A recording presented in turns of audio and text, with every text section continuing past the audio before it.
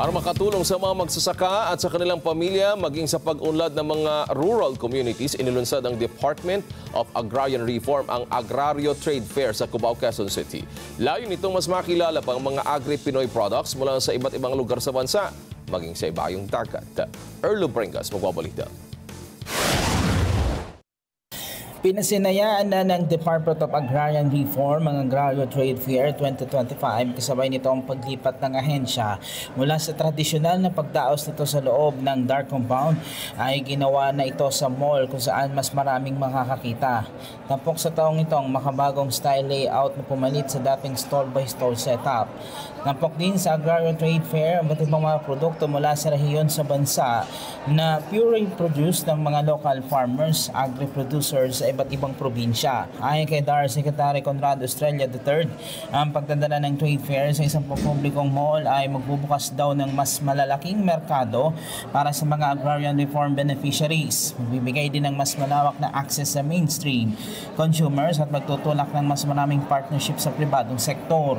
Iginiit ng kalihim na ang trade fair ay pagdiriwang ng sipag, talento at produktibidad ng mga agrarian communities.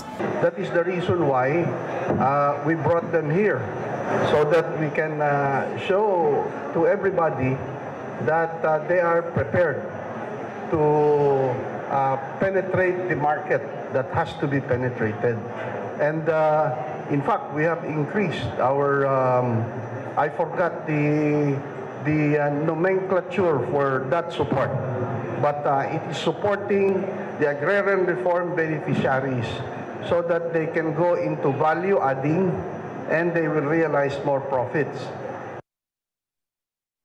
May 5 major product zones ang Agrario Trade Fair 2025. Ang Harvest Exchange para sa fresh produce at mga hilaw na agri-goods. Meron ding processed at value-added food products, community treasures na tampok ang mga artisanal crafts at handmade items.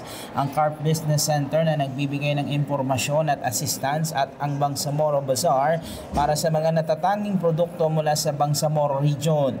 Kasama rin sa 5 araw na event ang mga product demonstrations, tasting activities at business matching opportunities na layuning matulungan ng mga agrarian organizations na makahanap ng bagong buyers at partners.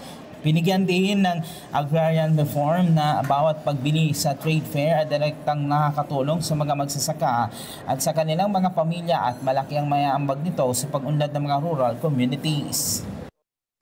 Similarly, with the products of the agrarian reform beneficiaries, which are constantly improving, we can see that nung araw is just an ordinary pilinat. Ngayon may mga flavor pa. Muli ding iginit ng ahensya na nakatulong ng malaki ang inilunsad na Executive Order 100 at 101 na maprotektahan ng mga magsasaka, mangingisda para maayos ang maibenta ang kanilang mga agri-products sa tamang presyo at hindi masasangkalan ng kanilang kabuhayan. Yes, you know, the real intention of the Sigip Saka Act, no, is to give our farmers a better and higher farm gate price, no, to protect them from predatory rise. Now, of course, with the private sector, it's a different story. Executive Orders 100 and 101, no, is referring to also to specifically to government purchases. Erlo Bringas para sa Mata ng Agila, matatag, matapang, matapat.